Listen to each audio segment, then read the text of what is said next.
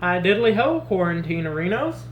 Are you sick of eating the same ramen noodles every night? Are you sick of paying outrageous prices for ordering out food? I've got a treat for you. Today I'm going to show you how to make a cast iron skillet pizza, basically from scratch, with a loose idea of a recipe. The way my wife likes to call me is I'm like the polar opposite of Gordon Ramsay. I just bullshit food ideas and it usually turns out okay, so that's what I'm doing. Let's get right to it. So what I'm going to be showing you how to make is pizza in a cast iron skillet.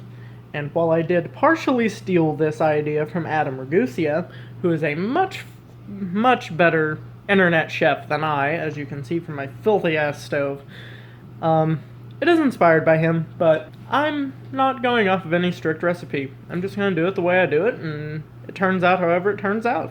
First off, you need at least one cast iron skillet. I've got two because I'm intending to make two different pizzas. Alright, find yourself a bowl.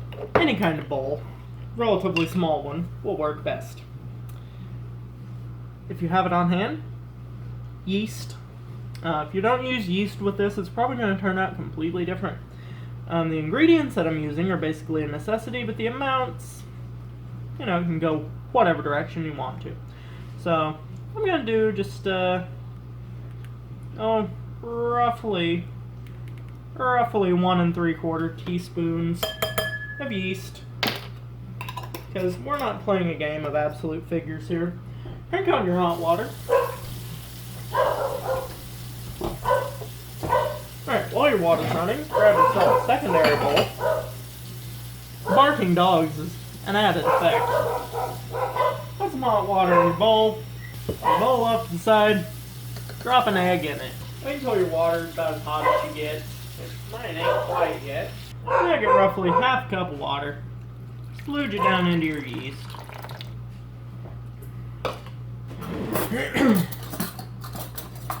Give it a little stir.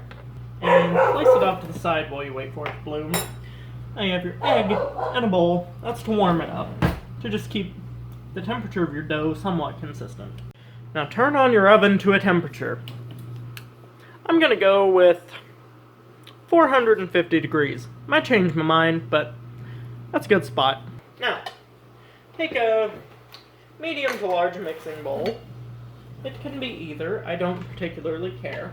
At this stage, you need to add in, let's just call it 1/3 of a cup of any kind of available grease you've got. What I've got, which is butter-flavored Crisco, which I've used with yeast breads in the past. Or you can use butter, or you can just use straight, vegetable oil, cooking oil. Or if you're Adam Ragusea, throw in a glug of olive oil. It's heaping over a little bit. Don't worry about that. Plop that down into your bowl. This is the half-assed kitchen. We don't care. Now, next step. Where did our sugar go? God damn it. Balls to the wall. Okay. You want to add a little bit of sugar, since this is a pizza dough and not like sweeter bread dough. Let's give her a spoon and a half worth. Let's give that a little stir while we're here. Yes, I'm starting with a butter knife. Do you think I care? Not really. Good enough for me. Right. Grab some milk. Is it slightly out of date? That's fine. No one here gives a shit. Keep your milk and your oil same quantity. Pour in 1/3 cup of milk into some kind of a bowl, some kind of a dish, some kind of a something. Now pop that milk into the microwave. Only about 1/3 of a cup. 30 seconds. Ought to get it just fine. Alright. 30 seconds is up. I don't know if you went too far. Put your finger in it. You can hold your finger in it, but you feel like it's slightly warmer than your skin, you're in good territory. Take your milk. Throw it into that. I'm going to try and mix it up. Milk is warmer than the grease, so hopefully it'll do something. I can't give you any promises. I should probably be using a spoon. Solid spoon. If you're still an idiot like me and using a butter knife, throw it in the sink. Now take your egg out of your water, which should be warmer than it was when it came out of the fridge. These are from my mother-in-law, I think. Those are boiled eggs. God damn it, Natty. I just tried to crack a boiled egg. If you're an idiot like me, and your wife makes boiled eggs, and then you forget that your wife made boiled eggs, swap it out for a normal egg out of the fridge. She's still laughing. On that note, honey, would you like a boiled egg? I warmed it up for you. I'm good. Do we have eggs? Yes. Where? Bottom. Ah. Now put your proper egg into the water, and now you wait. Is your yeast doing anything? Because if it's like mine, it's really not, but you know what? We're going to ride with it anyway. And this is the half-ass kitchen, you know, I don't really give a shit. The last time I used yeast that didn't bloom in the bowl, it still rose perfectly fine. And I'm not going to leave this dough out to sit forever, because if you're like me, you're not about to dedicate a whole fuckload of time to trying to make some kind of pizza dough. I'm about to just run this egg under hot water, because I don't give a shit. Do, do, do, do, do, do, do, do. Refresh your hot water, re-add your egg. And add beer as needed for comedic effect. Yeast has sat for a minute. I'm relatively sure it's alive. I see some kind of air bubbles. This was a fresh container of yeast that I hadn't yet opened. Just dump your yeast goop in there. Take your potentially warmed egg. Crack it. Aha, that's a real one. Throw your eggshell somewhere. Across the water. No one needs that. And stir up the slop. Now what you're gonna need, probably the most important ingredient, this whole excursion, brother's gonna need some bread flour, which is better at producing doughs than it is for, you know, cakes or something. If you have a measuring cup, go for it. Add in 1 cup of flour, roughly 1 cup of flour. Just mix it up. What you're looking to do is get a really smooth soup out of this. That's the way I do it when I'm making dough. I aim for smooth soup, and I go from there. Oh, I almost forgot an important element. Do want to add some salt to this. I don't know how much, just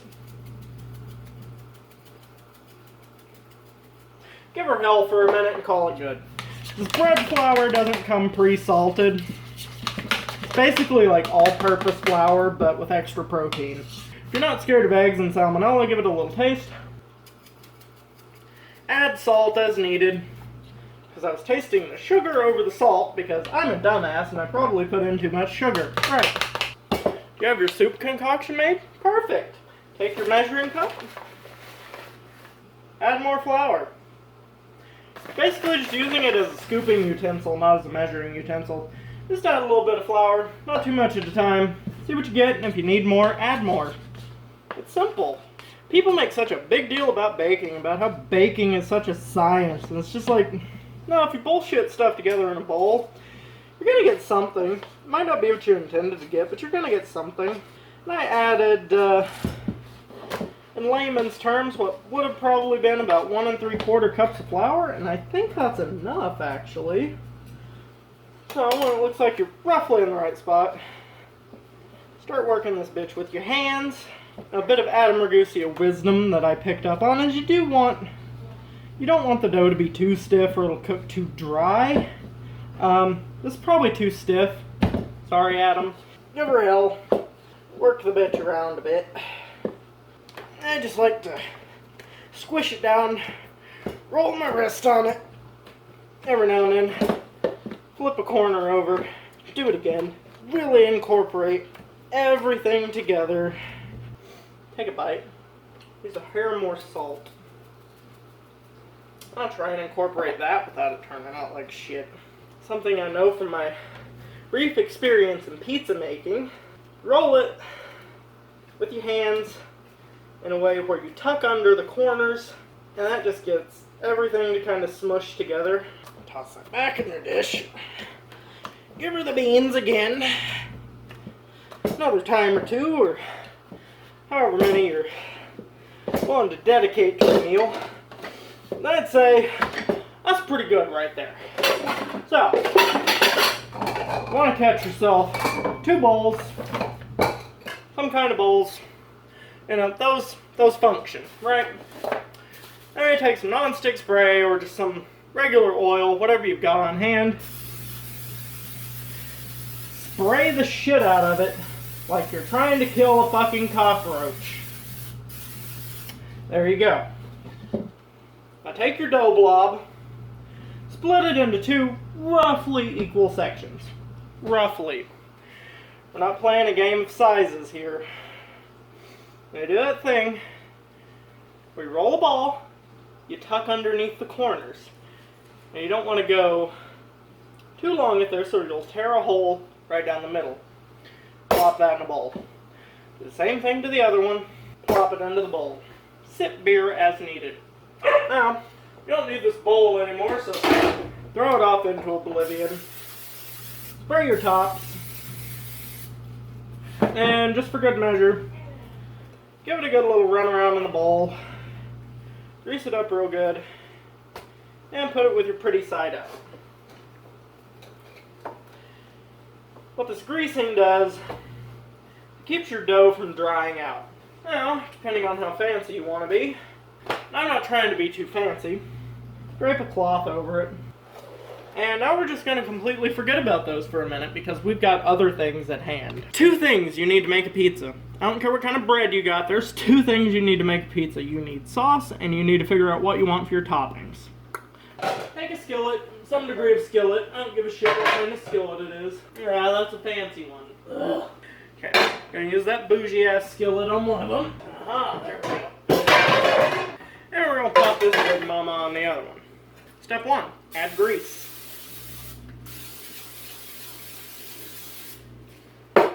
Now what I'm intending to make today is a sausage pizza and a chicken and ranch pizza.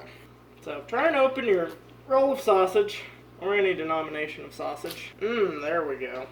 Assuming you have some kind of a cutlet of chicken, which fortunately I do. I'm going to take your partially frozen chicken. Partially frozen is optional, but sometimes it happens, you know? Oh, bitchin', I actually grabbed a knife. Great. If you're really picky, like I am, pick off the fat bits and throw them on your sausage wrapper. No one's gonna know. You want to cut it into relatively small strips. Not too small. Not too big either, or it won't cook evenly or quickly enough. I really don't need this whole ass chicken breast. I might just throw that back in the freezer. Important thing to remember, don't be wasteful. Don't take more than you need from this world. Get it into what you would consider decent sized pieces of chicken that you would see on a pizza. If my knife skills concern you, don't worry, they concern me too. Now, find some denomination of a covering. Got out more chicken than you intended to, well, wrap it up and cook it some other time. So that's what I'm gonna do. I'm not showing you this because I don't want to move my camera with nasty ass hands. Dump your chicken in your pan. Then, very thoroughly, wash your hands, because you were just touching raw meat. I may not give a fuck about most things, but I'm trying not to die. And I assume most of you are doing the same. Next up, turn on your burners, cook your meat. The chicken should be about right. I'm probably only going to use about half the sausage, but I don't feel comfortable defrosting it and then refreezing part of it, because I feel like that's how you die from shit. So I'm going to cook it all, throw part of it to the side, and like make something in the morning out of it, because why not? We're in quarantine. We know none of us are awake before noon. Am I the epitome of health and safety? Absolutely not. Do I feel like anything that could possibly be on this is going to die in the oven? Oh, absolutely. Give her a little cheech on there.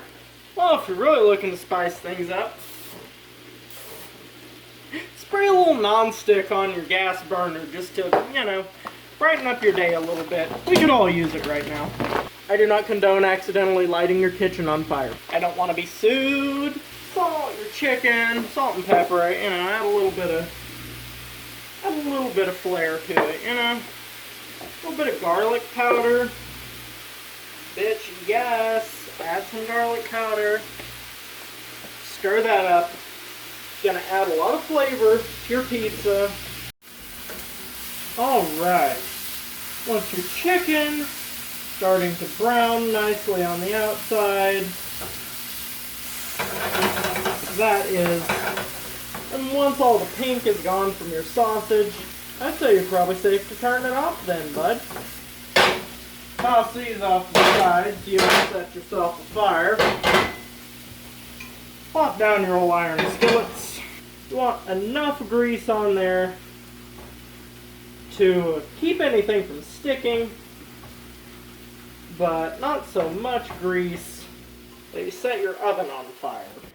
Direct your attention to your iron skillets. I'm taking a little example out of the Ragusea playbook for this. You want to salt the bottom of your pan. Add in a little garlic powder.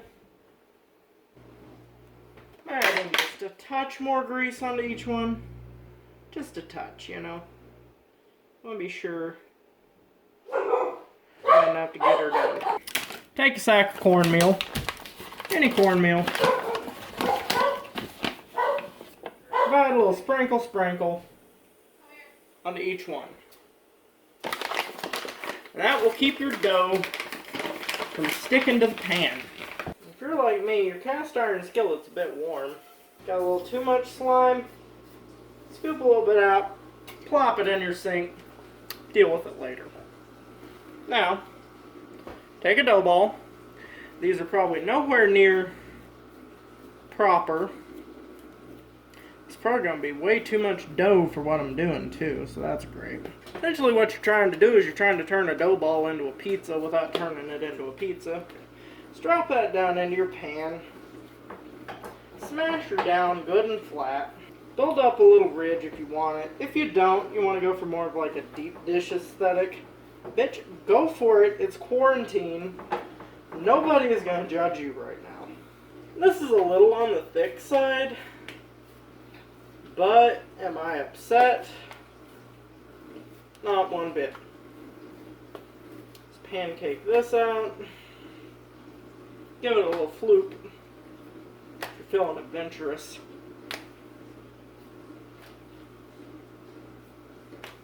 Ooh. Good way to work your middle out too thin. That's about all I can see that comes from it. Now, it's just from my own experience, take yourself a fork.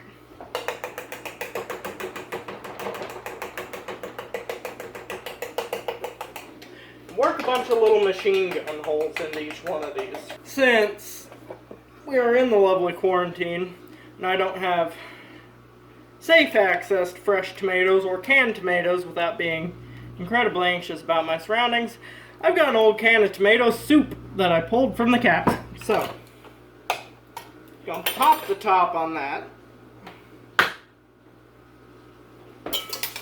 And if you're a professional idiot like me, you'll fucking break it. So if your top breaks off, grab a knife, hope it doesn't break, stab it. Stab it real good, twist it around, stab another little vent hole. You can actually bloop something out. Roughly like that. And just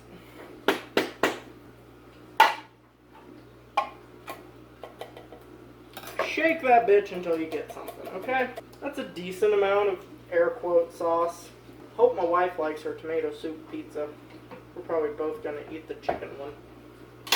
Okay, now for this pizza, this is gonna be your chicken pizza. This is gonna be the sausage pizza. For the chicken pizza, you want ranch. And this may be the only ranch we have in the house. So, that's great. That makes me feel better about myself. You want to put on enough ranch to coat the whole pizza, and depending on your current situation, you might not have that much, but you're just going to work with what you've got because it's what you've got, right? Based on my old pizza making days, that's not far off.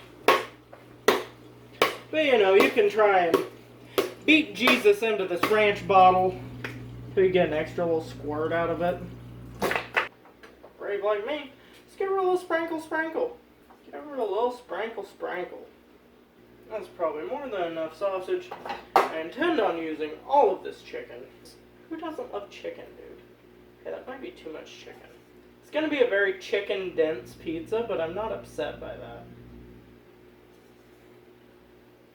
What I've learned with cooking is once you commit to the idea of making something, you go fucking balls to the wall until you've either made an amazing creation or you've made something that you stomach down because, well, that's what you planned on eating, and good luck to you, right? If we're going overboard on the chicken, might as well go a little overboard on the sausage too. Come across some mozzarella, come across some cheddar. This is the wrong kind of mozzarella, but it's the kind of mozzarella we have on hand, because I'm not Adam Ragusea. You want to use your bowl as your middleman. Because if you go sticking your hands in this cheese bag, next time you open it, whether that's a day, a week, or a month from now, it's going to be mold. Can't open it, add a knife. Mozzarella in a bowl. Like I said, balls to the wall, commit, we're here. Sausage pizza is only getting mozzarella. Okay? Now, I'm not no stingy bitch. We're going full balls to the wall extra cheese here, okay? If I ask any of you right now, what does the acronym CCR stand for? There are 2 acceptable responses, and it ain't cross-Canadian goddamn ragweed, alright? 2 acceptable responses are chicken, cheddar, and ranch, or Creedence Clearwater goddamn Revival. Yeah, we're a good little mixy-loo. Now, if I felt comfortable going to a goddamn store right now, you bet your ass this would be covered in jalapenos. But I don't, so it ain't. You just drown this bitch in cheese.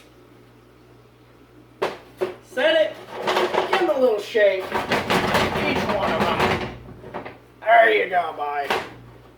Now, what you gonna do, you're gonna turn each one of these burners on roughly medium, which on a gas stove is hard to figure out, but roughly medium. And you're gonna cheat these pizzas. Set yourself a timer for, call it about 4 minutes. Cheat the bottoms for about 4 minutes. Alright, these have gone on the stove for about 4 minutes. Now the reason I'm going to do this is so the bottoms of the pizza aren't just completely doughy. I moved that one over so it could have a little more even heat than it would sitting here, because 2 cast iron skillets don't sit well together. But, let's give her the beans on both of them for just a second here. And I would like to mention my thanks to Mr. Adam Ragusea out of Macon, Georgia, because he is my inspiration for cooking. And I would also like to thank my granny, who's in a nursing home, because she is my inspiration for bullshitting every recipe I have, roughly following the recipe, but you just kind of do whatever you do. Even though for most of my life she followed the recipes, but I don't know, she just kind of gave me the guts to go for it in the kitchen. I can't say my dad ever did. Son of a bitch would never let me in the kitchen. But, balls to the wall here for a minute. Let her cheat, let her sizzle. He's gone roughly 5 minutes on the stovetop. That's probably enough to do something. You got your oven already preheated to 450 degrees. Take your pizzas. Put the oxygen down there. And then your chicken and up there. Put them opposing so, they can share the heat a little bit. And now, it's either going to be the best or the worst decision of my life. I'm going to set my timer for 16 minutes. And we're going to wait and see what happens. Alright, we're at about the 14-minute mark. And the pizzas are smelling good. So I think I'm going to take them out and see how they look. Sausage. I'm trying to remind myself that I'm not completely sober and I need to be careful. Alright, I'm going to try to look at the bottom. Swipe around the pan with a spatula. Oh my god. Holy shit. Oh my god.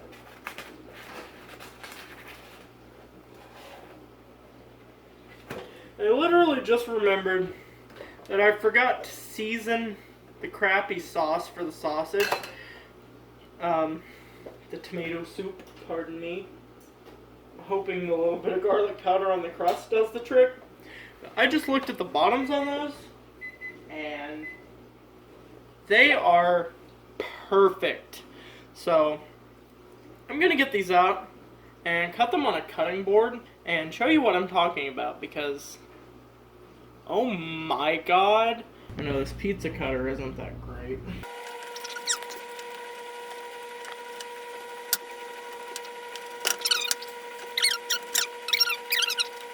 Even if you don't have sausage and a can of tomato soup, someone's got a bottle of ranch and a chicken breast. That looks like it just came out of a fucking restaurant. The dog is looking at it like it's crack. Okay? Let me try and show this. Here's a slice of the chicken, okay? Do you see that crust color? It holds, too. This is, I think these are 10-inch, 9 or 10-inch. This is like a medium pizza from a restaurant. Let's take a look at the sausage. The tomato soup smells like nothing, but see the underside of that? It looks burned from the camera because I have shitty lighting in here, but oh my god, that looks so good. Okay, me and my wife are gonna sit down, try a slice of each of these, and then I'm gonna come back to you and tell you what we thought. Alright, Internet, my results are in. Although I forgot to season that tomato sauce that I made the sausage pizza with, it actually tastes incredibly good. Now the crust has more of a bready aspect to it than a like pizza doughy aspect to it, but cooking it in advance on the stove made it to where it was solid enough to hold everything in place. And like this has been sitting out for a few minutes. It still sits perfectly solid. Now,